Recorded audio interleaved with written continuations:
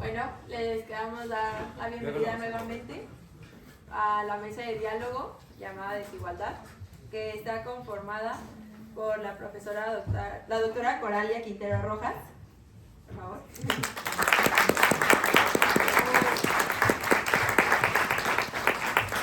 La doctora Vanessa Góngora Cervantes.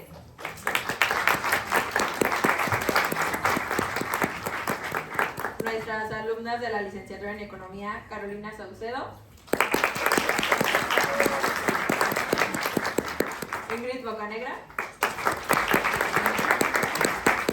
y Daniela Lugo. Y como mediador va a estar el profesor Luis Sánchez Mier.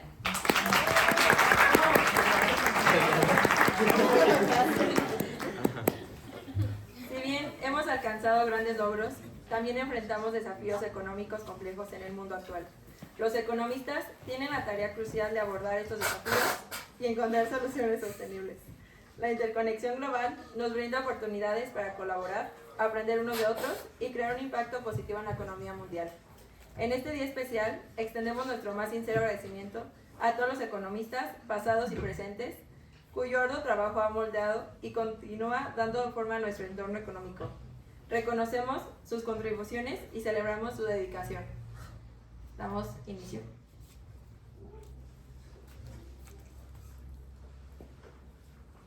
Bueno, a continuación presentaremos una mesa de diálogo en torno al tema desigualdad. Esto va a ser rindiendo honor a Claudia Goldin, quien fue premiada con el Premio Nobel de Economía por sus trabajos relacionados con las mujeres en el mercado laboral. Ella es la tercera mujer que recibe este galardón, después de su compatriota Elinor Ostrom en 2009 y la francesa Esther Duflot en 2019. Bueno, Goldin en 1990 se convirtió en la primera mujer a la que se le ofreció un puesto titular en el Departamento de Economía en la Universidad de Harvard, donde sigue haciendo clases hasta el día de hoy. Su investigación la hace una pionera en los estudios económicos con un enfoque de género. A lo largo de los años, ella se ha dedicado a estudiar una amplia gama de temas, desde la brecha salarial entre hombres y mujeres hasta los cambios tecnológicos y la importancia de la fuerza laboral femenina. Ahora cedemos la palabra al doctor Luis Sánchez Mier, quien moderará y nos presentará a la mesa.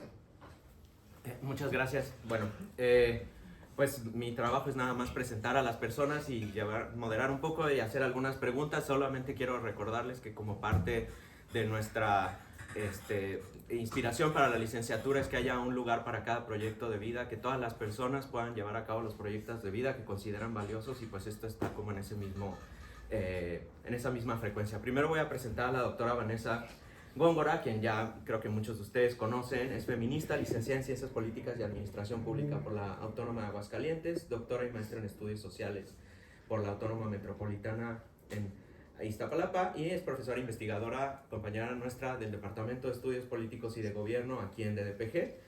Sus líneas de investigación se relacionan con los estudios feministas y de género, la participación política de las mujeres, paridad de género y políticas públicas con perspectiva de género. Y ella ha trabajado en diversas instituciones de educación superior en Aguascalientes y Guanajuato. Ha organizado e impartido diversos diplomados, talleres, seminarios y ponencias en materia de perspectiva de género y feminismo. Y es también compañera del Cuerpo Académico de Libertades, Democracia y Sociedad Civil, que colabora con nuestro Cuerpo Académico de Economía. Entonces, pues, bienvenida, Vanessa.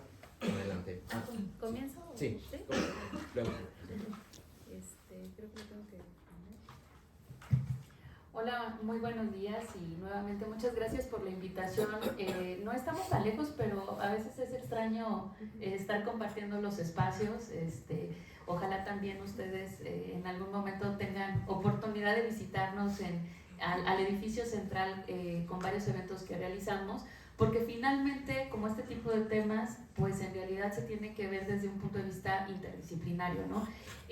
La temática del género, de la perspectiva de género, en este caso el feminismo, pues me ha permitido también visitar varios lugares, ¿no? Incluso he estado en la parte de diseño, he ido a Celaya, porque es algo que nos permite analizar muchas temáticas que son de gran interés.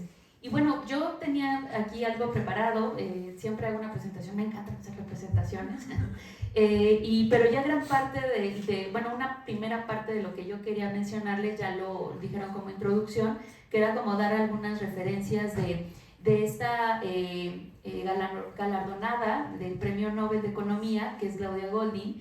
Pero ya que les dijeron más o menos de qué se trata, que ella es una economista y de los temas que va a hablar, me voy a adelantar para hablarles de algo que a mí me interesaba mucho comentarles, pues precisamente por este interés que yo tengo en la historia del feminismo, en las diversas corrientes de los feminismos, y es que no podemos nosotros hablar de un trabajo como si fuera pionero o único, tal vez en la disciplina es de los pocos, no puedo yo atreverme a decir más, tal vez hay muchas otras mujeres que yo desconozco en economía, pero sí puedo yo por lo menos mencionarles algunos antecedentes muy importantes feministas, desde la teoría feminista, que podrían ayudar a entender las aportaciones, o que me atrevería a decir que forman parte de ese marco teórico de la propia Claudia Goldin. El primero, y les digo, estos son solamente algunos de los antecedentes, porque en realidad hay demasiadas autoras. Yo les tendría que mencionar, no sé si las conocen, ustedes si ven esas fotografías, ¿conocen a todas? Generalmente nadie conoce a muchas de las mujeres que tienen estas aportaciones, pero la primera que les voy a mencionar es Flora Tristan, que ustedes lo ven a su izquierda. Ella es una mujer que vivió en el siglo XIX, escribió un libro que se llama La Unión Obrera. Es considerada una de las primeras feministas, aunque todavía no se nombraba el movimiento feminista en su máxima expresión, pero es una mujer que se podría considerar también como socialista utópica. Ella escribió antes de que Marx escribiera el Manifiesto Comunista, y escribió este texto que se llama La Unión Obrera, en donde siempre hace referencia a las obreras y los obreros, y no en una necesidad de hablar de lenguaje incluyente como nosotros lo entenderíamos, sino que incluso tiene un capitulito, un apartado en ese texto que se llama ¿Por qué me refiero a las obreras? Y entonces una de sus aportaciones va a ser que ella entendía que las mujeres podrían desarrollar un gran potencial en la vida, sobre todo económica, de los países, que habría que hacerse una distinción entre las mujeres pues de la burguesía y de las obreras, pero ella tenía una frase que dice: la mujer lo es todo en la vida del obrero. Y estas palabras, cuando las empieza ella a explicar, se hace referencia de todas las labores domésticas de cuidado que realizan las mujeres para que los obreros, para que este capital humano pueda salir a trabajar. Entonces es un antecedente bien interesante y que va a seguir desarrollándose sobre todo con las feministas socialistas. La otra que ustedes ven aquí es Betty Friedan, que es la segunda izquierda-derecha, y que es de hecho una de las grandes mencionadas, de las referencias importantes de Claudia Goldin en uno de sus últimos libros, que hace de hecho durante la pandemia, lo publica después de la pandemia. Y ella tiene uno de los clásicos del feminismo, que es la mística de la feminidad, y en la mística de la feminidad habla de un malestar que no tiene nombre, y hace referencia a un contexto también norteamericano, porque habrá que decir que Goldin también se centra en estudios sobre Estados Unidos, y ella explica que ese malestar que no tiene nombre, que las mujeres están experimentando posguerra hasta los años más o menos 50, 60, tiene que ver con esa vamos a decir, falta de desarrollo personal y profesional que muchas de esas mujeres estaban experimentando. No sé si ustedes vieron o recuerdan esa película, perdón por hacer referencias de película, pero como está Luis aquí, siempre platicamos de eso, que es La Sonrisa de la Mona Lisa. Si la ubican, bueno, se la recomiendo muchísimo, con Julia Roberts. Más o menos habla de ese malestar que no tiene nombre, del que se refiere Betty Friedan. Entonces Betty Friedan va a ser un insumo muy importante en el trabajo de Goldin, porque va a hablar precisamente de lo que le está pasando a las mujeres al estar pues en esta situación en gran parte de su tiempo de exclusividad en el cuidado del hogar. Después yo les voy a poner a Carol Gilligan, aunque podríamos decir que es un poco más reciente el trabajo de Gilligan que de Hartman. Gilligan es una referencia fundamental ahorita en el tema de políticas de cuidado. Ella se le conoce por estar hablando de desde un punto de vista filosófico, para contravenir la teoría de justicia justicia, teoría de la moralidad, que bueno, pues se desarrolla sobre todo en el área filosófica, pero también ella como psicóloga lo ve, y ella va a estar haciendo una crítica para hablar de cómo las mujeres tienen un desarrollo moral distinto al de los hombres, y que es como una especie de voz silenciada en su interior que no les permite salir, pero porque está hablando principalmente de la preocupación por el cuidado de los demás. Entonces es una visión diferente de justicia de la que desarrollan los varones, y su trabajo va a ser fundamental en feminismo. Y después está ya finalmente Heidi Hartman, que bueno, igual y no sé si estoy pisando algunos lugares escabrosos aquí en la división de, bueno, en el departamento de economía, pero ella es una, por lo menos una de las referencias que yo utilizo en mis clases, que es una también norteamericana, pero que es una economista marxista, pero una economista marxista muy crítica del marxismo también, porque también, como les he mencionado, es feminista. Y a mí ella me gusta mucho, sobre todo un artículo que tiene, vamos a decir ya un poco antiguo, es de los años 70, me parece, principios de los 80, y ella habla de ese matrimonio mal avenido entre el marxismo y el feminismo, y explica cosas bien interesantes que seguramente Goldin también habrá leído. Una de las cosas que ella explica es que la base material en la que se sienta el patriarcado se fundamenta en el control del hombre sobre la fuerza de trabajo de la mujer y también de la sexualidad, ¿no? Pero en el caso del que nos trae, pues, para poder analizar el trabajo de Goldin, tiene que ver con eso, el control del trabajo de la mujer, que es el trabajo no remunerado que se realiza de cuidados y del hogar. Me voy a adelantar para no tardarme tanto. Bueno, ahí estaban las referencias de ellas y de sus principales textos y más o menos la época en la que escribieron. Y bueno, les pongo aquí las imágenes que son las que están saliendo más a partir de la noticia de que Claudia Goldin salió galardonada con el Nobel, pero les platico pues que este trabajo va a poner en su justo lugar el análisis del orden de género para comprender el funcionamiento de la economía. En este sentido, se va a sumar a una gigantesca lista de investigadoras de todas las disciplinas que realizan una crítica frontal al androcentrismo de las teorías y postulados más fuertemente arraigados y demuestran que sí hay una forma diferente de analizar la realidad social, política y económica. Y aquí voy a mencionar dos ideas fundamentales del trabajo de Goldin que seguramente estaremos discutiendo. Primero, ella pues realiza un estudio histórico de la participación laboral de las mujeres en los Estados Unidos y me parece que toma una muy amplia base de datos, eso es como un trabajo muy minucioso, muy artesanal, que permite identificar la relación de la inserción de las mujeres en el trabajo remunerado y su, por ejemplo, situación conyugal, de maternidad y de cuidados. Y se puede identificar el impacto de la transformación social en materia de igualdad de género, por ejemplo, con el uso de la píldora anticonceptiva y también me atrevería a decir con la permisión del aborto legal para poder planear la familia. Pero sin duda, la segunda idea fundamental, bueno, aquí les pongo, sí, sobre esta idea, tiene que ver con, y que tiene que ver con estas etapas y transformaciones, es que hay un alcance limitado de esos cambios sociales por la prevalencia de creencias y prácticas culturales en torno a las labores de cuidado que sigue centrándose en las mujeres. Entonces, Goldin estudia la brecha de género salarial, que ha sido un importante área de análisis feminista.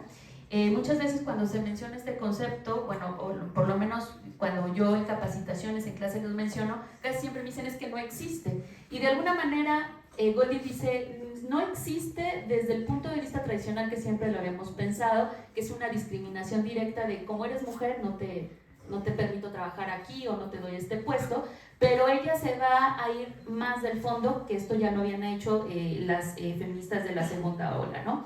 Y aquí yo les pongo precisamente esta gráfica que me gusta siempre mostrar, que es el índice global de brecha de género, es del 2023 y en el rectángulo ustedes pueden ver los años que nos falta para cerrar la brecha de género, 169 años. Bueno, habla de la brecha económica que tiene otro tipo de variables, pero una de las más importantes tiene que ver con el salario. Y bueno, esta es otra de las imágenes que circulan mucho. Goldin dice Goldin, la brecha salarial de género es el resultado de la brecha profesional. La brecha profesional es la raíz de la equidad en las parejas, la cual se puede analizar con el análisis histórico del papel de las mujeres en la economía. El trabajo de Goldin muestra que hay una variable de peso que explica la desigualdad salarial y no es la falta de mérito o de capacidad de las mujeres, es el tiempo. Es el tiempo. Entonces dice, el problema fundamental para las mujeres que intentan lograr el equilibrio entre una carrera exitosa y una familia feliz son los conflictos de tiempo. Esa es una cita de ella. Esto tiene mayor claridad cuando Goldin analiza lo que ustedes están viendo acá en el proyector, que es la trayectoria laboral, y lo ve diferenciada entre mujeres y hombres, y cómo el nacimiento del primer hijo pues es un factor determinante. ¿Por qué? Pues porque efectivamente se requiere tiempo para poder crear a un hijo, ¿no? Es una situación, en una situación actual de supuesta igualdad de género, pues no se tiene que pedir permiso al esposo para salir a trabajar, las mujeres pueden estudiar, como ustedes lo están haciendo aquí en la universidad, no se les despide si se embarazan, ¿no? Se supone que esos son los logros, etcétera. Pero Goldin pone el ejemplo de una pareja, que sería como la que tienen ustedes aquí, que es Isabel y Lucas, que ambos estudiaron, obtuvieron títulos idénticos, cuando buscan trabajo tienen en una empresa, esta empresa les dice, hay dos tipos de chamba. Un trabajo en donde ustedes tienen un horario fijo, pero les damos cierta flexibilidad para salir, les podemos dar permisos, y otro trabajo que ese sí es demandante.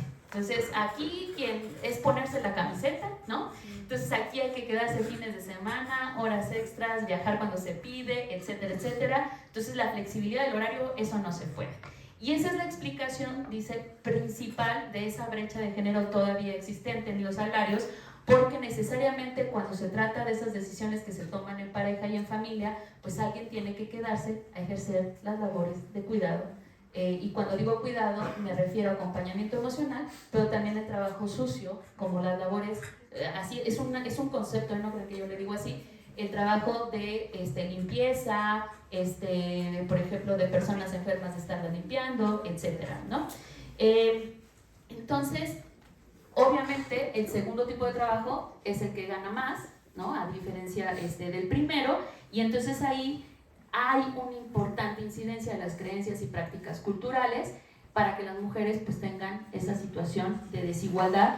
Y yo volteo a ver a mis compañeras, a mis colegas de las universidades, porque lo sentimos, cuando escuchamos este tipo de cosas, obviamente lo sentimos mucho, ¿no? Yo no tengo hijos, pero me queda claro que también el hecho de no tener hijos es lo que me permite estar en esta posición privilegiada, ¿no? Entonces esta decisión se encuentra en dos mundos, uno tradicional del orden de género, cuya transformación es lenta, y otro que reconoce derechos y libertades de hombres y mujeres por igual, pero también les demanda pues, requerimientos, por ejemplo esto del horario, de echarle muchas ganas en la cuestión laboral. ¿Qué integrante de la familia va a dedicarse prioritariamente a las labores de cuidado? En este sentido es importante hablar tanto de ese acompañamiento emocional como del aseo, hacer la comida. ¿Quién puede estar pendiente y libre para poder llevar a espacios de educación, recreación o atención médica a personas que requieren cuidados? ¿Quién puede acudir a emergencias escolares o médicas, o incluso a festivales escolares? ¿Quién puede realizar las compras y cocinar, lavar y llevar a la lavandería? ¿Quién lleva rehabilitación o ejercicios de rehabilitación para una persona que lo requiere? ¿Quién puede ir a comprar las medicinas y estar al pendiente para administrarlas? ¿Quién puede simplemente estar con las personas para ayudarles a hacer su tarea, para jugar con ellas, para aconsejarles cuando tienen un problema, para escucharlas para que no se sientan solas? ¿Quién realizará eso sabiendo que requiere mucho tiempo y disponibilidad? Y para cerrar nada más, bueno, yo les recomiendo que puedan entrar ustedes aquí a Cepalestad. A mí me gusta mucho esta plataforma, les dejo unos segundos para que si a ustedes les interesa. Cepalestad tiene un apartado que es de temas transversales y habla de género. Si ustedes revisan y le están picando y experimentando ahí con las gráficas, tiene datos de toda América Latina y pueden ustedes ir seleccionando variables para que les armen las gráficas y las bases de datos. Y una de las cosas que les muestra es el tiempo total de trabajo. Si ustedes ven esta gráfica, por ejemplo, que tiene que ver con México, y que está basada en la encuesta de uso de tiempo que realiza el INEGI, pues ustedes van a decir no hay una gran brecha de género, ¿no? O sea, en realidad el tiempo total de trabajo de hombres y mujeres es prácticamente similar. Pero cuando ustedes lo dividen entre trabajo remunerado y no remunerado, se encuentran con esto. O sea, el gráfico de mujeres es mucho mayor el tiempo de trabajo no remunerado y mucho menor el de remunerado. Y la gráfica se invierte, las barras se invierten cuando se trata de los hombres. Es totalmente inverso. Y así ustedes pueden encontrar muchas información que tiene que ver con lo que está postulando Goldin y que tiene que ver con el tiempo. Esta es una información también de la encuesta de uso de tiempo del INEGI. Acá les pongo también otras gráficas que tienen que ver con el nacimiento del primer hijo, el cuidado de menores de 5 años y después la otra columna tiene que ver con mayores de 6 y creo que hasta 17 y no tener hijos. Ustedes pueden analizar esos datos. Y me quiero pasar acá nada más para decirles que está esta encuesta que acaba de salir, que es la encuesta del Sistema Nacional de Cuidados, porque el propósito es que haya una política social de cuidados en México. Y es increíble los datos que nos da. Por ejemplo, esto, que el 77.8% de las personas en México necesitan cuidados actualmente. O sea, no estamos hablando de poquito, o sea, ¿sí? Es una gran cantidad de personas que necesitan cuidado, entre niños, personas con discapacidad, con algún tipo de enfermedad y personas mayores. Y este dato, las personas cuidadoras principales, ¿quiénes son? ¿Sí? Las mujeres, 86.9% de las personas cuidadoras de aquellas personas son las mujeres. Y estos datos, que es el que 86% de las personas cuidadoras de las infancias de 0 a 5 son mujeres, el 81.7% de las infancias y jóvenes, es decir, de 6 a 17 años, son mujeres, de las personas mayores de 60 también son mujeres. De hecho, por ejemplo, se habla de las madres, de las hijas, por ejemplo, acá de personas mayores, 44.3% son las hijas y nietas y después son las parejas. Y de las personas con discapacidad, el 33.8% también son las hijas. Después siguen las madres, ¿sale? Entonces, esto es para hablar de la importancia que tiene el cuidado en este trabajo. Vamos a decir, no es el trasfondo, es lo central, por lo menos desde mi perspectiva, de la aportación de Goldin. Perdón por meterme. Gracias.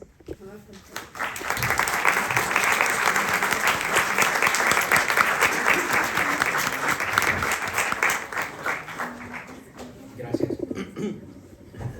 Ahora me da mucho gusto presentar a la doctora Coralia Quintero, que ya creo que la mayoría conoce, pero de todos modos voy a mencionar que tiene un doctorado en Ciencias Económicas por la Universidad de Le Mans en Francia, su especialidad en Economía Matemática y Econometría en Toulouse-1, una maestría en Desarrollo Económico por la Facultad de Economía de la UNAM y es actuaria por la Facultad de Ciencias de la UNAM. Desde 2008 es profesora de tiempo completo aquí en el Departamento de Economía de la Universidad. De 2006 a 2008 fue asistente de enseñanza e investigación en la Facultad de Derecho y Ciencias Económicas en la Universidad de Le Mans. Y sus áreas de interés son el desempleo y las desigualdades de género en el mercado laboral. En 2015 fue una de las galardonadas con el 9º Premio de Investigación Ensayos de la Revista de Economía y cuenta con el perfil promedio y es miembro del SNI. Muchas gracias, Coralia.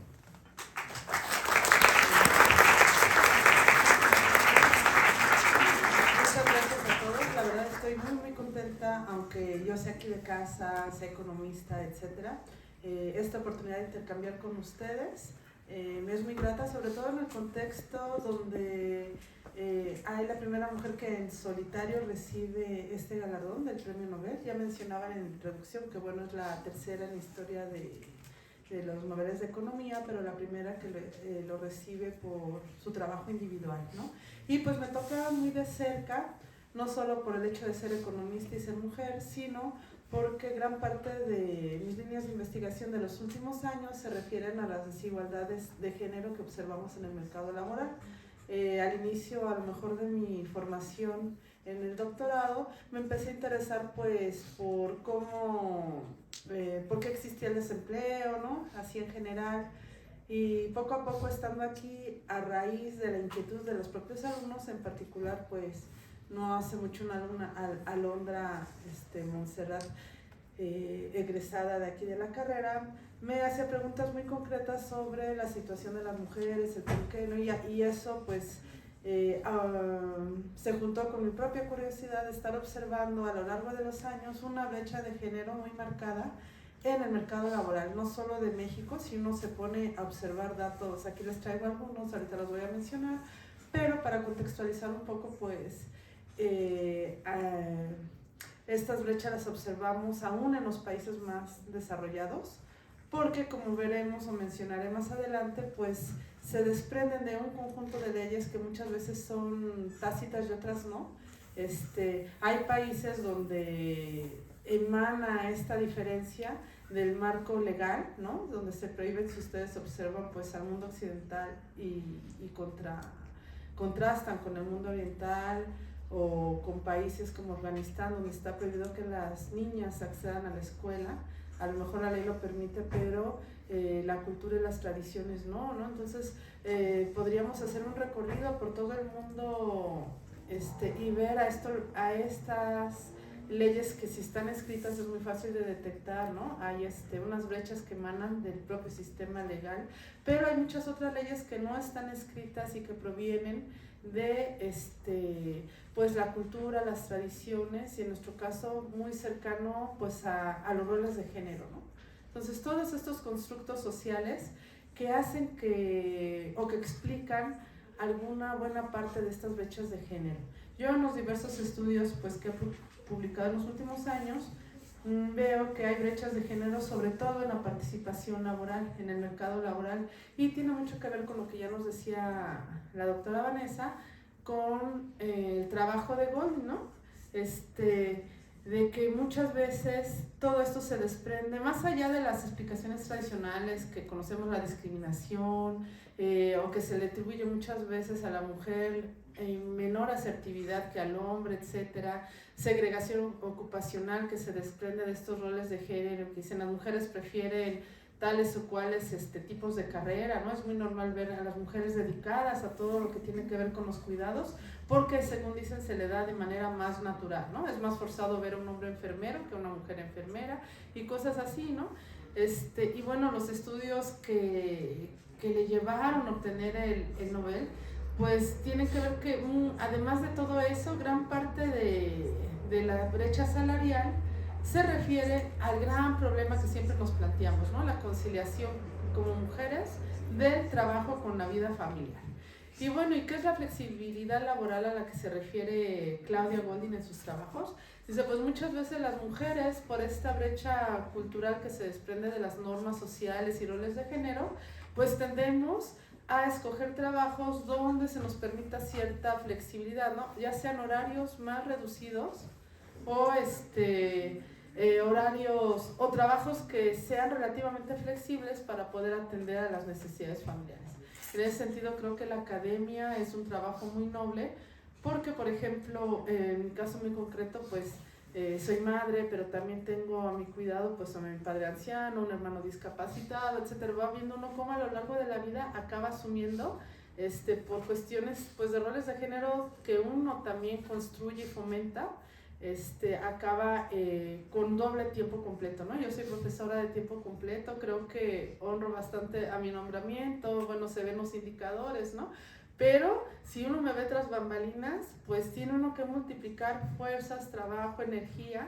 ¿Por qué? Porque tienes que ser también la mamá que cuida a tus hijos cuando se enferman, a tus padres cuando sí lo requieren, a tu familia, y además tienes que pues tratar de ser lo mejor, dar lo mejor de ti, darles una enseñanza, un aprendizaje a tus alumnos, ¿no? Muchas veces pues algo triste, digo, ay, ahora no le eché muchas ganas a lo mejor a la clase, no por falta de deseo, ¿no? Sino ese exceso de cansancio, que si uno mide sus jornadas laborales, bueno, es que deberían de ser no solo las horas, sino intensidad, porque yo ya digo, ya trabajo, salvo las horas de sueño, o sea, tengo 2 trabajos completos y con los 2 trato de cumplir lo mejor posible. Entonces digo, pues más bien es ahora en intensidad, ¿no? Se nos debería de reconocer también no solo las horas de trabajo y no solo permitir de alguna manera esta flexibilidad laboral, sino también decir, bueno, es que trabajas muy intenso, eso debería de valer un poco más, ¿no? Ser más reconocido, sino en esta diferencia salarial, sí, pues en la sociedad.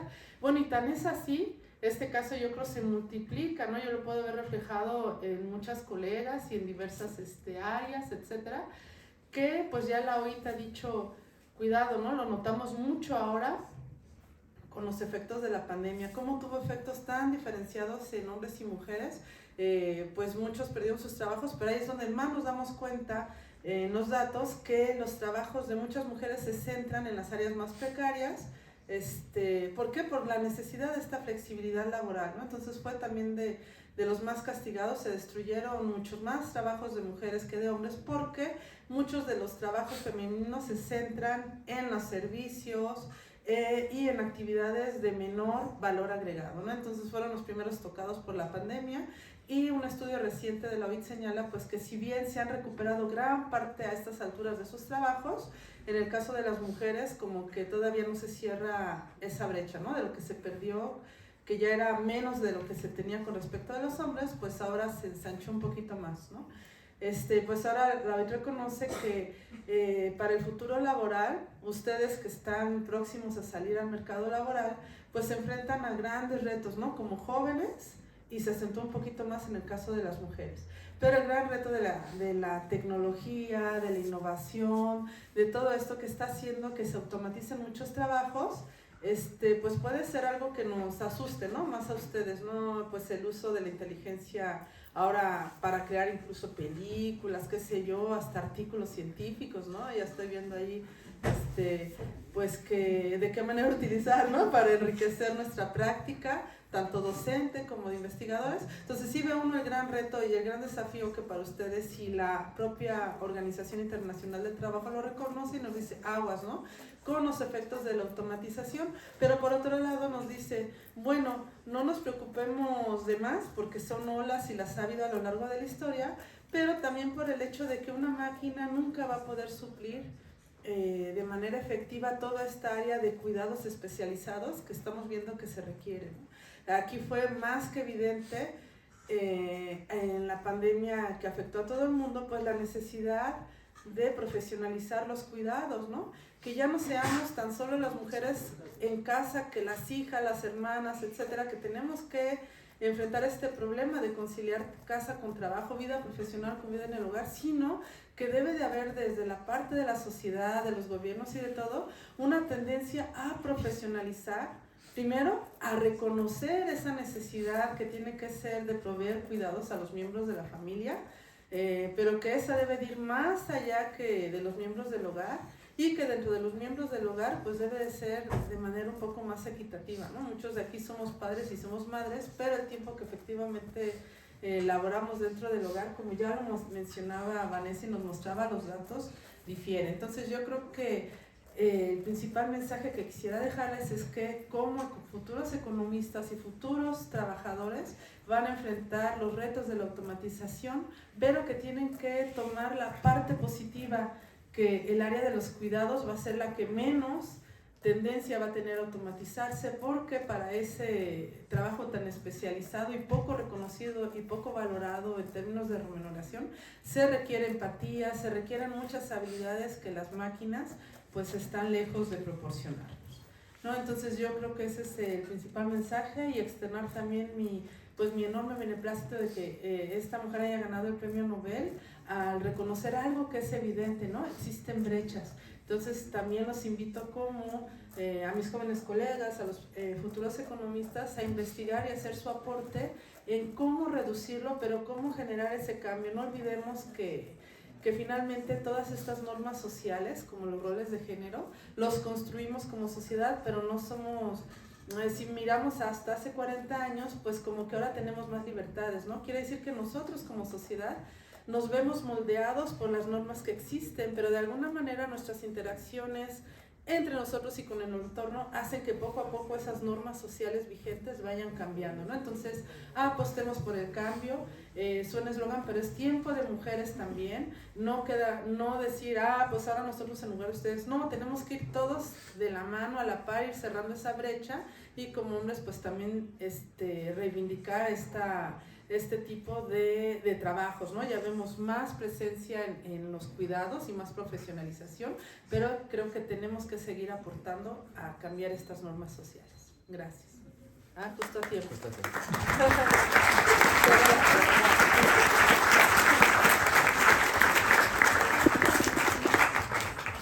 Muchas gracias. Bueno, ahora en orden alfabético y por el primer nombre, y además están sentadas así, quiero presentar a Daniela Loret Lugo Liaño, quien va a ser la primera alumna de economía que nos va a platicar de algo especial.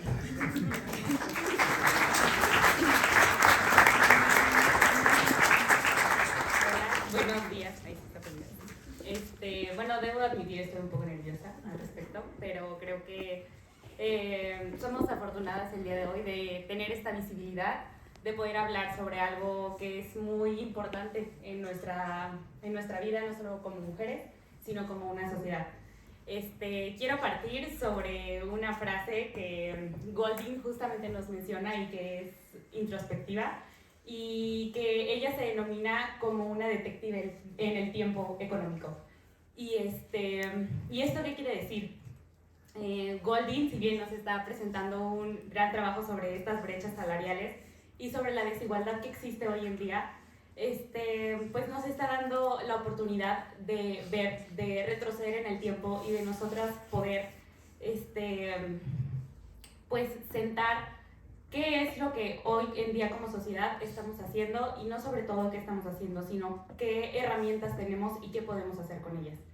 Porque en lo personal no había tenido la oportunidad de ver todo el trabajo que ha hecho Golding, y que no solamente ella hoy como ganadora del premio Nobel, sino que hay muchísimas economistas, desde Eleanor, que fue la primera en 1933 me parece, que pasaron en esos 200 años, desde Adam Smith, que fue que fue el pionero de la economía, hasta 200 y pico años después, que una mujer se atrevió y dijo, yo también quiero, yo también puedo, y yo también tengo las herramientas para salir al mundo y pues aportar, ¿no? Porque a fin de cuentas eso estamos haciendo hoy, aportando, y pues dando como un cierre, bueno, no un cierre, pero aportando a este disclaimer del trabajo de cuidado. Encontré una encuesta nacional del uso del tiempo de 2019 donde nos habla, en estas cifras son en horas,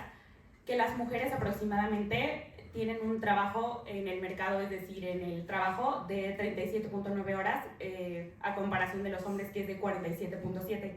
Pero si lo comparamos con el trabajo remunerado en los hogares, las mujeres tienen un 39.7%, mientras que los hombres solo un 15.2%. Y creo que esto se vio muy visibilizado en la pandemia, cuando pues a lo mejor este trabajo informal que es de cuidado, pues las mujeres pues se quedaban a lo mejor en sus casas, muchas personas perdieron su trabajo, no solamente las mujeres, sino también los hombres, pero que por fin el reflector pudo apuntar hacia este trabajo de las mujeres. Y sobre todo el trabajo que no es muchas veces remunerado, ni siquiera lo vemos como un trabajo, como, no trabaja en una empresa, no hace nada, cuando hay muchísimo trabajo atrás de ello. Entonces creo que eso es algo muy importante de decir, y ahorita también quisiera que nos enfocáramos un poco en este aspecto feminista, que me parece que es también muy importante y del que me considero muy afortunada de poder hoy en día participar en movimientos, que sobre todo pues es como una unión hacia, dejemos detrás esa, pues no sé, esa ideología de que las mujeres somos menos o que podemos menos, porque no es así. Entonces me parece algo muy importante de lo que quería partir, y pues ahorita a lo mejor comenzar a pues decir más cosas, ¿no? Muchas gracias.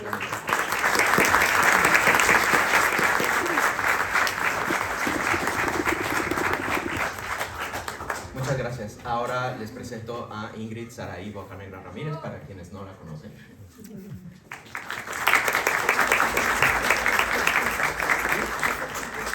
Hola, buenos días. Pues igual a mí me da mucho gusto tener la oportunidad de poder compartir este espacio con ustedes. La verdad, en los 7 semestres que llevo en la carrera es la primera vez que participo en algo así y que, bueno, de las pocas o únicas veces que me entero que se hace un evento que combina pues la economía y género.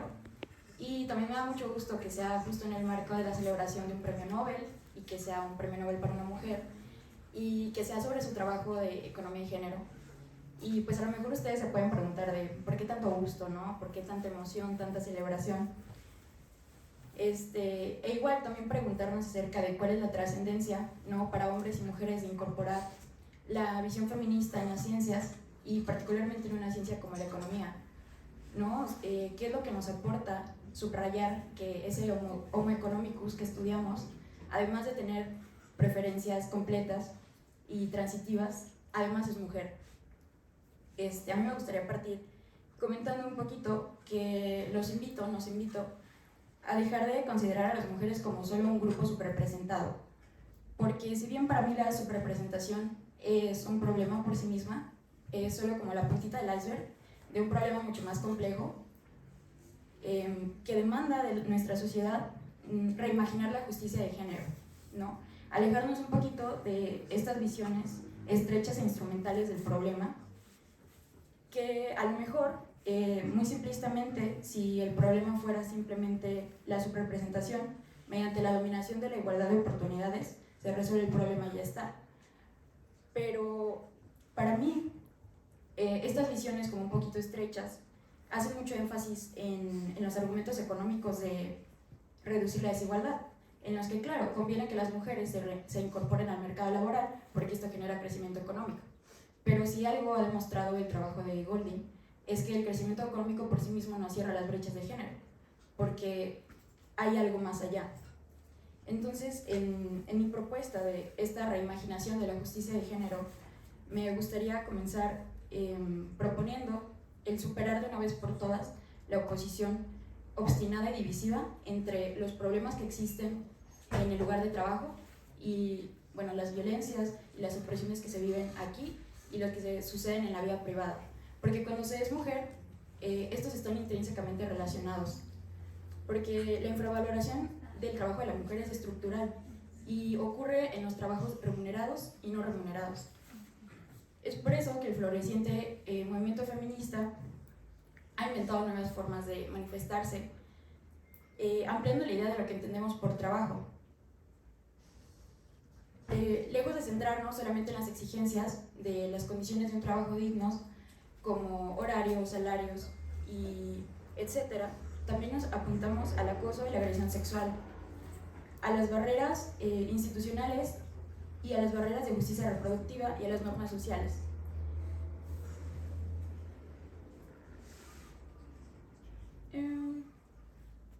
Ok, entonces mi propuesta es como rescatar lo valioso de combinar estas exigencias de salarios y el lugar de trabajo con las exigencias de un mayor gasto público en los servicios sociales. Y un poquito lo que hablamos de los cuidados, ¿no? Del gasto público en las escuelas, en la atención médica, la vivienda y el transporte. Aunque a esto también me gustaría aportar la crítica a la discusión de las apuestas que únicamente se centran en apostar por la política pública.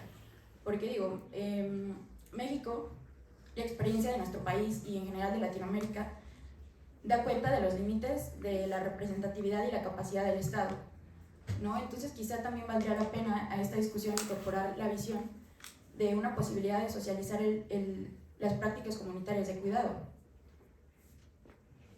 exigiendo al mismo tiempo algo que ya para cerrar mi primera participación me gustaría igual comentar, pan y rosas, ¿no? Y igual ya para cerrar, esto de pan y rosas, pues ¿qué es? Resulta que en 1911 estalla una huelga de trabajadoras estadounidenses de una fábrica textil y bueno, existe un poema, una película, una canción que se llama Pan y Rosas, pero esta en realidad era un eslogan político que se dice que usaban estas mujeres, que para mí resulta como fascinante porque estas mujeres exigían al mismo tiempo no solo mejorar las condiciones en las que desenvolvían, porque pues vivían en un contexto vital sumamente opresivo, pero además ellas se atrevieron a soñar un mundo en el que la belleza, el gozo, la alegría y el placer también fueran posibles. Entonces, un poquito de lo que me gustaría dejar en mi participación el día de hoy es que el preguntarnos o el subrayar por qué también el individuo de estudio es mujer, creo que también nos inspira a una cultura de la vida y una lucha de la justicia que no ignoren e invisibilicen la exclusión de las mujeres y la especificidad de su explotación económica.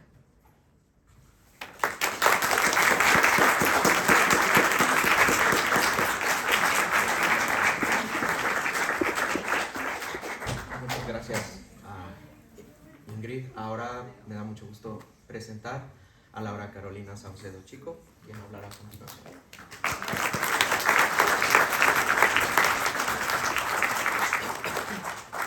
Buenos días, mi nombre es Carolina, me da mucho gusto estar aquí, también quiero agradecer la invitación y el espacio, y sobre todo me gustaría aprovechar este espacio y este momento para concientizar, ¿no? Más que nada, porque al final de cuentas pues el estudio está ahí, y una gran idea que tuvo la doctora Claudia de pues seguir concientizando y estudiar esto y llevarlo pues como a números, que es con lo que solemos trabajar nosotros como economistas. Pero fuera de ser economistas también somos personas, entonces concientizar lo que se vio con este estudio, que es esta brecha salarial, existe o no existe, y qué es lo que propicia. Como sociedad pues hemos propiciado ese tipo de comportamientos y ese tipo de brechas en los comportamientos entre mujeres y hombres, que algunas solemos ser más empáticos, como son las mujeres, y es a lo que se nos enseña normalmente, cosa que a los hombres casi no. Entonces concientizar, siendo mujeres, cómo podemos mejorarlo, y siendo hombres también, cómo podemos todos participar en eliminar todos esta llamada brecha salarial. Creo que es importante concientizarnos todos y cada uno, fuera de ser economistas, igual siendo economistas, ¿qué podemos hacer? Siendo parte de la sociedad, ¿qué podemos hacer? Es creo que trabajo de todos y cada uno, como personas en este presente, como jóvenes, así como viejos en el futuro, y como padres, como hermanos, como hijos, como cada rol que cada uno tenga. Es importante concientizar y pues sí, ayudar y aportar un poco dentro de la sociedad con nuestro trabajo, y con el remunerado y con el no remunerado.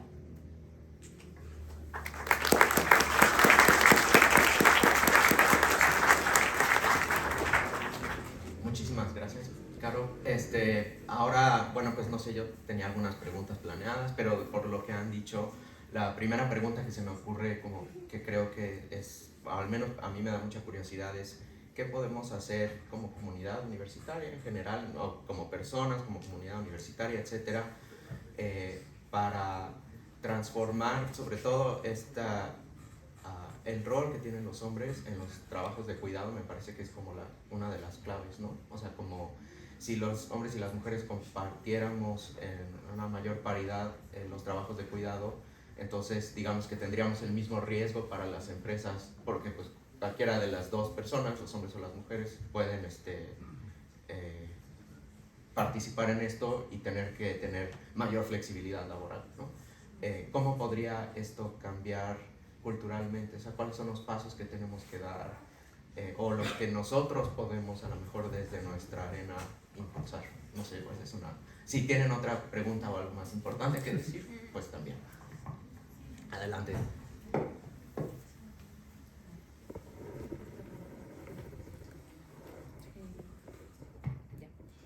Pues más o menos justo era un poco lo que empezaba yo a reflexionar después de escuchar a mis compañeras, y yo pensaba y reflexionaba sobre dos cosas que creo que tienen que ver con tu pregunta. Yo no sé si tú me puedes decir cuánto es, pero el 10 de mayo les dan un bono a las madres en la Universidad de Guanajuato, como de, ¿cuánto se dan? Es el del sindicato, creo, ¿no? Creo que sí, como... La última vez que recuerdo eran como 500 pesos, y creo que la última 800, pero no me di... Ok. Yo creía que eran 500 pesos, pero tal vez ya subió. 500 y 800 pesos, ¿no? Y siempre, un poco con la pregunta que nos dice Luis, es siempre que pienso cuál es el papel de una institución en todo este tema que tiene que ver con los cuidados, pienso en esos 500 pesos, ¿no? O sea, fíjense el tiempo que estuvimos mencionando, que Daniela mencionó, las horas dedicadas, lo que implica en el desarrollo profesional, y llega el 10 de mayo y dice, felicidades mamá, 500 pesos, ¿sí? Frente a la ausencia decidida de políticas institucionales del reconocimiento de ese tiempo que se requiere de cuidado. Como si en realidad solamente fuera pues un dinerito que te dan para que te vayas a comer, ¿no? Y entonces, ¿dónde están las verdaderas políticas institucionales? Decía Luis, los pasos que tenemos que dar, pues ya hay muchos pasos, pero muchas personas y muchas instituciones y organizaciones se han negado a darlos, porque ya están marcados. O sea, tenemos instrumentos internacionales, la CEDAW, la Cuarta Conferencia Internacional de Beijing, en donde se establecen las cosas que se tienen que hacer. Aquí en México hay normas que tienen que ver con eso, 025, hay otra por ahí que luego siempre se me va, pero que habla de la corresponsabilidad familiar, y simplemente en algunos espacios se decide no hacerlo. Se decide no hacerlo, y podría ser como el instructivo de cosas con las que podríamos empezar. Esa es una. Y también ya lo estaba mencionando Luis un poco al hacer la pregunta, que es cuando hacemos esta exposición sobre lo de Claudia Goldin, siempre le cambio el nombre, hablamos del trabajo que realizan las mujeres. Y creo que hay que empezar también a revertir, a invertir la narrativa. Y yo, por ejemplo, les decía, ¿quién va a cuidar a las personas? ¿Quién va a dedicar tiempo a darles las medicinas? Y tal vez tendríamos que estar diciendo, ¿quién no quiere cuidar a las infantes? ¿Quién no está dispuesto a darles las medicinas? ¿Quién está faltando ahí? ¿Quién está faltando? ¿No? Y hace mucho tiempo, cuando yo leía cosas que tenían que ver con esto, sobre todo cuando empieza este concepto de la doble jornada laboral, que explica precisamente que las mujeres se insertan al espacio público, al trabajo, lo que decían una de las autoras, ahorita no recuerdo exactamente quién, porque es algo muy difundido, es que no iba a haber una gran transformación social con la inserción de las mujeres a campo laboral, mientras los hombres no entraran al espacio privado. Entonces, definitivamente eso creo que es un resumen muy claro de lo que está apostando también Goldin.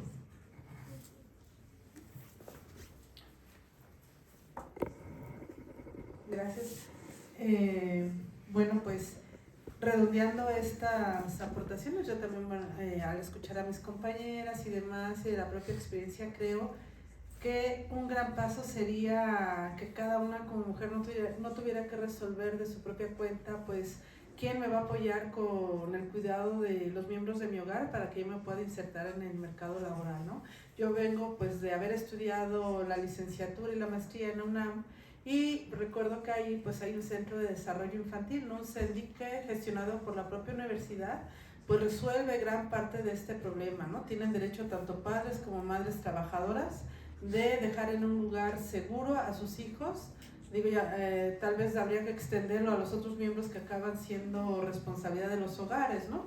Pero por lo pronto, bueno, que las universidades pudieran ofrecer este tipo de espacios para que padres y madres podamos desempeñar nuestro trabajo con mayor tranquilidad, pues ya sería pues algo muy muy bueno, ¿no? Creo que en mi época pues se resolvía con las guarderías del sistema público, ¿no? Mi hija estuvo en la guardería del DIF estatal de la presa, entonces eso me resolvió en gran medida el poder venir aquí a trabajar, y tristemente pues hace 2 años que cerró también al municipal, y digo, si hubiera sido madre ahora, ¿cómo habría podido conciliar de manera no tan ardua mi responsabilidad como madre y como profesora aquí, ¿no? Ahora no sé cómo lo estén haciendo, pero es muy triste que si ya no era algo que pudiera proveernos la universidad, al menos el Estado nos proveía esta facilidad y ahora ya no. Pues creo que además de eso, pues todo pasa por el cambio de la concepción y de lo que exijamos también como sociedad, ¿no? Tenemos que ser fuertes y sólidos en qué queremos como sociedad para tratar de abrir estos espacios, cueste lo que cueste. comentar algo al respecto, y es que creemos que aquí en México solamente existe como esta pues discriminación o como esta paridad respecto a, pues no sé, el no reconocer el trabajo, pero también en países de primer mundo como en Inglaterra, a las mujeres embarazadas cuando pues tienen a sus bebés les dan de 3 a 6 meses. Entonces todo lo vemos como wow, qué increíble que les den el tiempo de ser mamás, el tiempo de poder estar con sus hijos. Pero la otra pregunta aquí sería, a los hombres les dan solo 2 semanas para cubrir esa parte de paternidad. Entonces, ¿dónde está una paridad? ¿Dónde está esa cuestión de que es una responsabilidad de ambos? Y respondiendo un poco su pregunta, profesor, creo que el reconocer, primero que nada, que ese trabajo existe y que el INEGI por primera vez hizo un censo sobre las personas que llevan dichos cuidados. Más del 80% de las personas que lo llevan son mujeres. Entonces, ¿qué quiere decir esto? Que también al momento de, pues no sé, ser madres, o sea, el conjunto ya sea, de tener un hijo, otra vez la responsabilidad va hacia la mujer. Pero no solo eso, sino que pues también terminas ese periodo que la ley te da, y que es como agradécelo, ¿no? Porque pues tú como trabajadora pues tienes que cubrir ciertas horas, ser productiva ciertas horas. Entonces, pues de igual forma, o sea, otra vez todo el peso recae sobre la mujer. Entonces, creo que es un buen momento de pues cuestionarnos, ¿no? Bueno, igual como siguiendo con la respuesta a la pregunta que planteó el profesor, yo creo que es un problema, justo como les comentaba, como mucho más profundo que tal vez la desigualdad o de oportunidades que podemos observar, que para mí es como una puntita de un iceberg. Entonces, yo considero que es como una lucha que se debería de atacar desde diferentes flancos, digámoslo así. Por una parte, claro, está la exigencia de una respuesta institucional y de políticas públicas, haciendo énfasis en el cuidado, pero justo como comentaba Dani, incluso en países que se supone que ya trascendieron un poquito como a otro estado de las políticas públicas, sigue existiendo desigualdad y siguen existiendo brechas, ¿no? Entonces yo también pienso, por ejemplo, en el creciente movimiento feminista como una herramienta, digamos, de presión social para que el cambio también sea cultural, ¿no? También pienso en, por ejemplo, las huelgas, para mí demuestran un enorme potencial político del poder de las mujeres, ¿no? Por ejemplo, la última como ola huelguista comenzó en 2016 en Polonia, cuando 100.000 mujeres se opusieron a la prohibición del aborto en este país. Y pues también estas huelgas han trascendido las barreras geográficas incluso, y aquí en México se llevó a cabo el paro nacional, que para mí es un mensaje muy fuerte, el hecho de que se demuestre que el trabajo remunerado o no remunerado de las mujeres sostiene el mundo. Además, digamos, por otro flanco que también me gustaría como abordar, es como dentro del entorno estudiantil, por ejemplo. A mí me parece como muy importante tener estos referentes como Claudia Goldin. Ahora, creo que si antes de ella nos hubiéramos preguntado, bueno, hay que mencionar 3 economistas mujeres, pues, o sea, si decimos 3 economistas hombres, ¿no? Creo que es un poquito más sencillo. Entonces creo que la representación es importante, pero no es suficiente, ¿no? Porque también creo que deberíamos de dejar de ver como este feminismo concentrado en el estrato profesional gerencial, que a lo mejor a veces está un poquito desconectado con la sección de mujeres a ciertos cargos de élite, con el bienestar de la gran mayoría. No digo que no sea necesario, pero no es suficiente. Y por ejemplo, hablando del entorno estudiantil, también me parecería como importante dejar el mensaje de que las mujeres no solo hacen como economía de género, sino las mujeres también hacen econometría, hacen economía laboral. Entonces, justo sí es prioridad y es urgente como atender esta conexión entre la economía y el género, pero darnos cuenta de que también las mujeres economistas se dedican a otras áreas, no únicamente a género. Respondiendo a su pregunta, profe, que cuál es la aportación que podrían tener los hombres, creo que sobre todo como sociedad esto de desarrollar los valores, intentar nosotros que ya somos adultos, intentar desarrollar los mismos valores que observamos ustedes como hombres en las mujeres, y sobre todo eso, pero también nosotros como futuros adultos que vamos a salir al mundo a trabajar, a ser padres, a tener una familia, pasar esos valores a los niños y sobre todo deshacernos de estas ideas de roles de género. Eso siento que es sobre todo el trabajo que pueden hacer los hombres, es deshacer esas ideas de roles de género, de yo no hago esto lo hace una niña. No, todos podemos, creo, hacer lo mismo, tener los mismos valores, pensar igual en las otras personas y asimismo pues desarrollar esa empatía que se tiene para que las mujeres tengan este doble trabajo, no sea doble trabajo solo de las mujeres, sino también de ustedes como hombres. No sé si alguien quiere decir algo más o puedo hacer otra pregunta. Sí, claro. Bueno, no sé si me adelanto. Sí, sí, sí. Es que lo tenía por acá escrito, pero se me olvidó. Yo sé que es una crítica y con todo el temor de equivocarme porque no conozco de toda la obra de Golding, no es de las autoras que yo haya revisado, pero yo me pregunto si esa gráfica que se está mostrando por todos lados, que tiene que ver con la historia de la participación en el mercado laboral de las mujeres, si se dibujaría, si se dibujaría igual cuando metemos la cuestión de la interseccionalidad. Y yo ahí me atrevería a decir que Angela Davis escribió por ahí en los años 60, 70, es una mujer negra, afroamericana en Estados Unidos, comunista, miembro de las Panteras Negras, etc. Y ella tiene una obra que se llama, no siempre digo bien el nombre, el orden, pero es Mujer, Clase y Raza. Y entonces ella les dibuja, desde mi punto de vista, una historia muy diferente a esto, muy diferente. Cuando yo leí por primera vez el texto, o sea, me quedé impactada porque les va a recuperar la historia de la esclavitud y después de la esclavitud de las mujeres negras, en donde la violencia sexual es parte de lo que se tiene que explicar, ¿no? De la vida de las mujeres, de las violaciones como parte pues de la producción de los campos de algodón en el sur y todo esto. Y algo muy interesante es que ellas dicen, ojalá nosotros hubiéramos realizado labores de cuidado de nuestros hijos. Eso fue lo que se nos negó como esclavas y también después como parte del servicio doméstico, que todavía ya lo veía.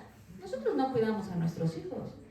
Nosotros realizamos labores de cuidado de trabajo remunerado, obviamente muy precario, pero no tenemos la oportunidad de cuidar a nuestros hijos. Entonces, la historia, y aquí digo con total temor a equivocarme, porque no he leído completo la obra de Godin, pero que no se les olvide eso, que las historias de las mujeres cambian mucho cuando metemos estos elementos de raza, etnia, clase social, etc. Yo diría que además de leer, de que ustedes se vayan el día de hoy con la tarea de leer a Golding, también se vayan con la tarea de leer a Angela Davis.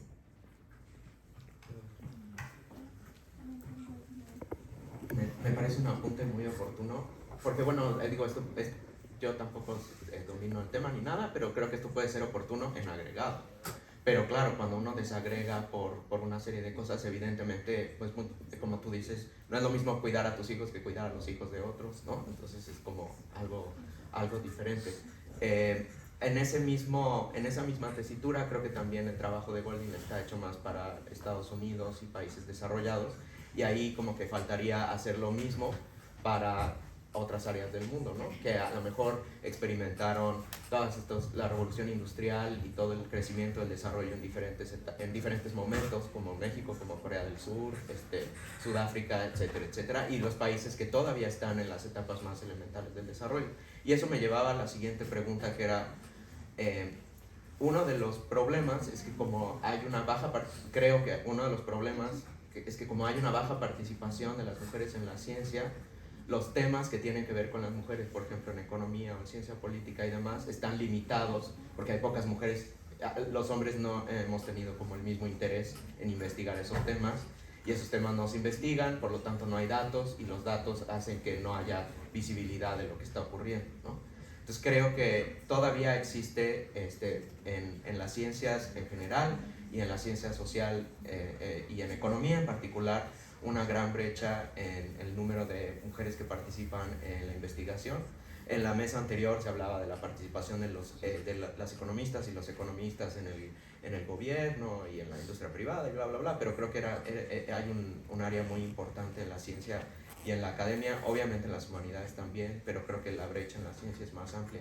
Entonces, desde la perspectiva de un país como México, ¿qué se puede hacer o cómo ven ustedes la forma en la que puede incrementarse la participación de las mujeres en la ciencia y en la academia para, no porque todas las mujeres hagan economía de género, pero sí es importante, no solo eso, sino también tener un punto de vista no solo feminista y femenino en general, ¿no? Esto es algo que dice Julie Nelson mucho en sus textos. Entonces no sé si quieren comentar algo al respecto o yo estoy...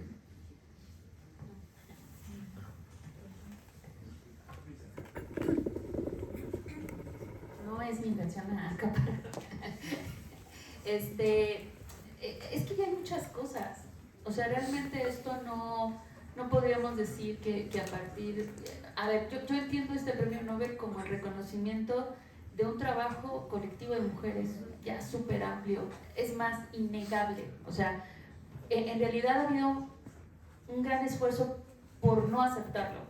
A mí me parece que es eso, ¿no? Si tú me dices, ¿qué hay que hacer, por ejemplo, ahorita en la Ley General de Educación Superior? Está marcado que la incorporación de perspectiva de género tiene que entrar en todos los programas educativos. Si tú me preguntas, para mí eso es un gran logro, pero si vas a las universidades y les dicen cómo están haciendo para materializar eso, no hay idea, ¿eh? No hay idea, o se piensan estas soluciones rápidas y tradicionales, que es crear una materia de género optativa. Listo, acabamos, vámonos señores, ¿no? Y eso pues no resuelve el asunto, ¿no?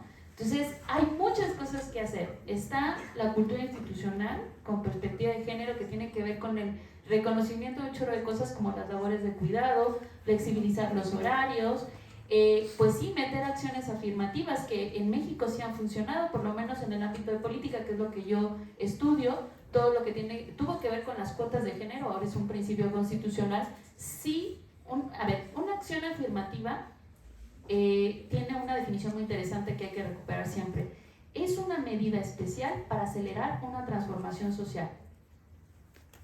Que la aceleró, la aceleró. Si nosotros nos ponemos a comparar lo que pasó en México, los datos que tenemos de participación política en México con otros países de América Latina, lo superamos, ¿sí? Entonces aceleró. Se necesitan otros cambios de fondo, pero esos llevan más tiempo, es de largo plazo, ¿no? Entonces necesitamos hacer lo mismo, también meter medidas, acciones afirmativas para que las mujeres se incorporen. Yo sé que no les gusta la cuestión de cuotas y cosas así, porque parece ser que va en contra del mérito académico, pero hemos visto durante todo este tiempo que el mérito académico muchas veces no tiene que ver con la falta de producción de las mujeres, etcétera, ¿eh? O sea, no estamos hablando de eso, de la falta de capacidad, tiene que ver con el tiempo. Entonces, si no nos dan tiempo y si no hacen esas políticas institucionales, va a estar muy complicado. Y la otra tiene que ver precisamente con lo que ustedes mencionan, que es que no solamente se piense el género como un tema, no es un tema, tiene que ser transversal, tiene que estar en todos los temas. Yo me acuerdo mucho de un momento donde fuimos a una, como de metiche, que no sé por qué estábamos ahí, pero era un coloquio del Instituto Mora, pero tenían investigadores de muchas disciplinas, y había unas economistas. Y entonces una compañera mía, una colega, Erika, y yo, pues levantamos la mano cuando alguien estaba explicando pues un tema de economía en México. Y entonces nosotros decíamos, oigan, ¿por qué no tienen ahí desagregar? Era de informalidad, yo me acuerdo, trabajo informal. ¿Por qué no tienen desagregados los datos por sexo? Y la respuesta fue, es que nosotros no trabajamos género. Y entonces nosotros siempre nos quedamos con esa idea. O sea, lo que nos respondió fue políticamente correcto, pero lo que nos respondió en realidad es, nosotros estudiamos a los hombres, ¿no? O sea, nosotros estudiamos a los hombres o a un ente que en realidad es un hombre, pero no lo queremos decir.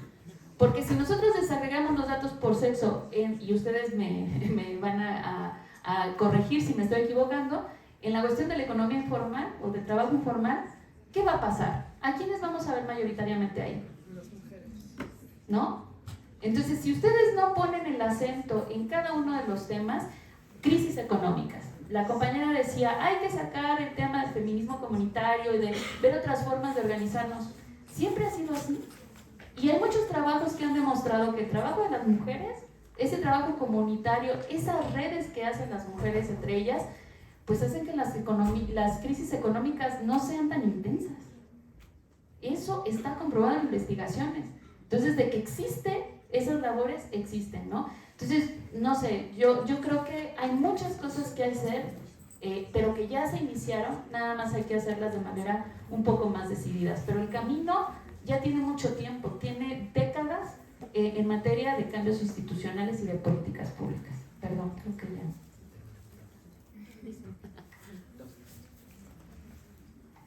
No sé si... Pues para enriquecer un poco lo que nos dice Vanessa sobre esta parte que vemos o no vemos en las universidades, creo que no hay que olvidar que los cambios vienen también desde las bases. Entonces, cómo se educan los niños, creo que es muy relevante y es fundamental para pues el tipo de alumnos y de profesionales que vamos a ir teniendo, ¿no? Entonces, si ya los educamos con esta visión de igualdad de género y de que todos podemos, creo que hay un esfuerzo muy grande en la SEP para poner esta cuestión de la igualdad, ¿no? Que las niñas se sientan igualmente capaces en matemáticas, hay mucho, y lo celebro, ¿no? Creo que en la ley, en el papel hay muchos ya logros, pero que tristemente también por cuestiones de normas de género, pues no los aprovechamos o no logran trascender tanto como quisiéramos, ¿no?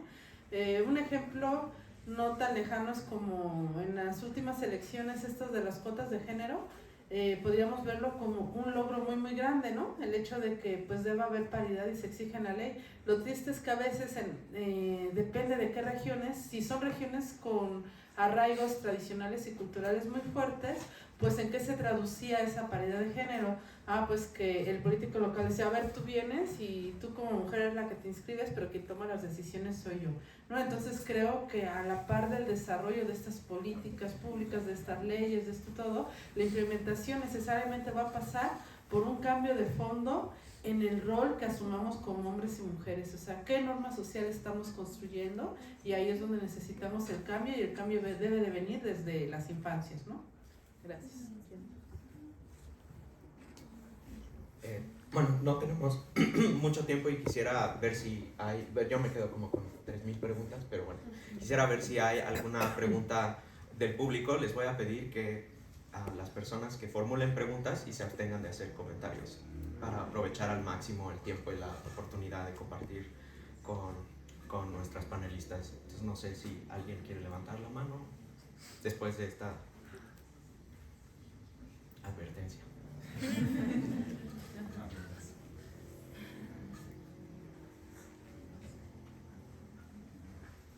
¿No? Ok. Bueno, yo tenía como también una misma inquietud en ese sentido de que yo, me conocen, tengo poca confianza en la capacidad como de las revoluciones desde arriba y de los gobiernos de llevar a cabo toda suerte de reformas y demás, porque se pueden aprobar las leyes, pero pues si no hay voluntad política y sobre todo si el público mismo no tiene ningún interés en crear un costo político para pues como que siento que mucho de esto tiene que venir desde abajo, y a lo mejor en ese sentido iba un poco mi pregunta, como o sea, podemos hacer muchas cosas para proponer leyes o incluso hacer movimientos que permitan que eso ocurra, pero ¿qué podemos hacer, digamos, como a nivel personal o a nivel inmediato ¿no? Entonces, bueno, Coralia menciona la crianza de los hijos y aquí me surgía otra pregunta, a lo mejor un poco boba, pero no sé. Evidentemente todo esto tiene consecuencias negativas en la capacidad de las mujeres de llevar a cabo los proyectos de vida que desean, pero creo que también valdría la pena a lo mejor mencionar por qué todo esto también tiene un impacto negativo en los hombres y pensaba yo que la incapacidad, a veces no voluntad de llevar a cabo los trabajos de cuidado porque es que flojera, ¿no?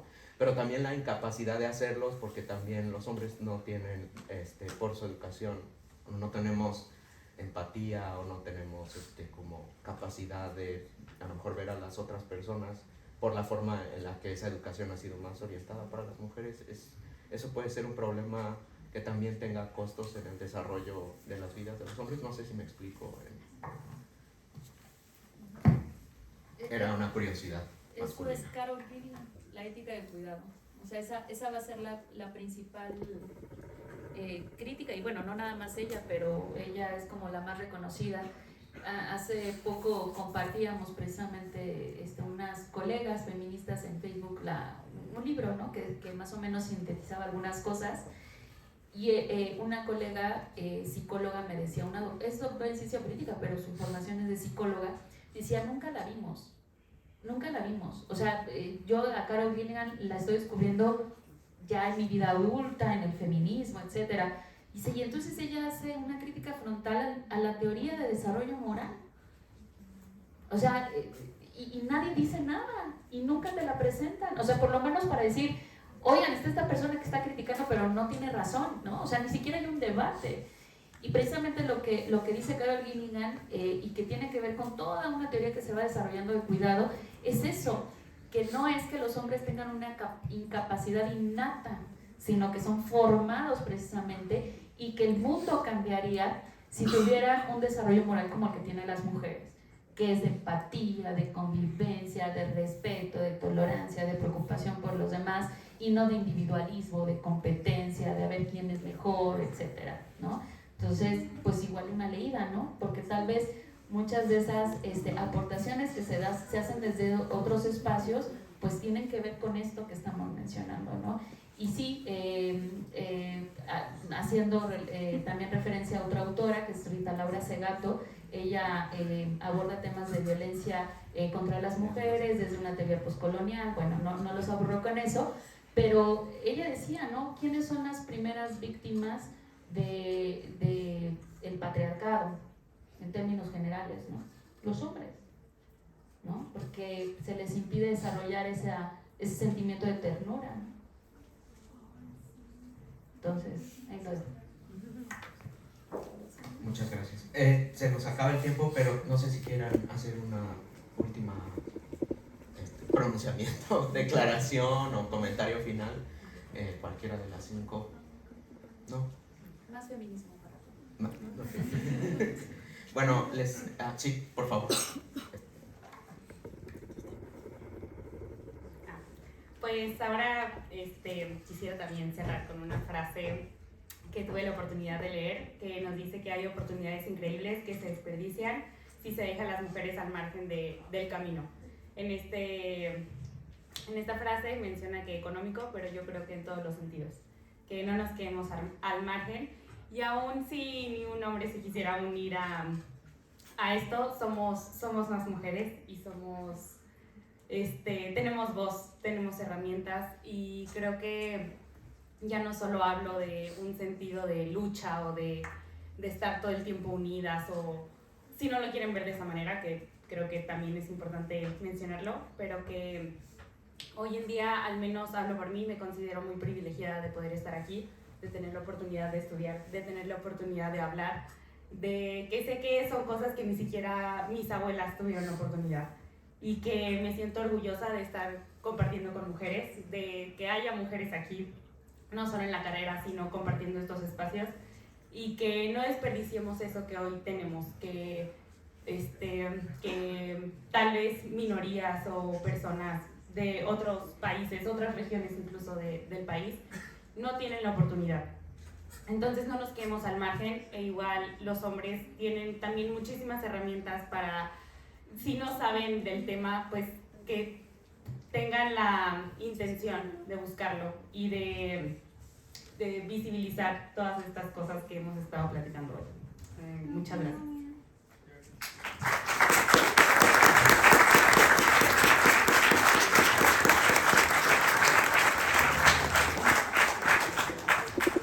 Creo que no hay nada más que añadir, excepto agradecerles a las 5 la oportunidad de haberlas escuchado y de poder compartir su experiencia y sus ideas.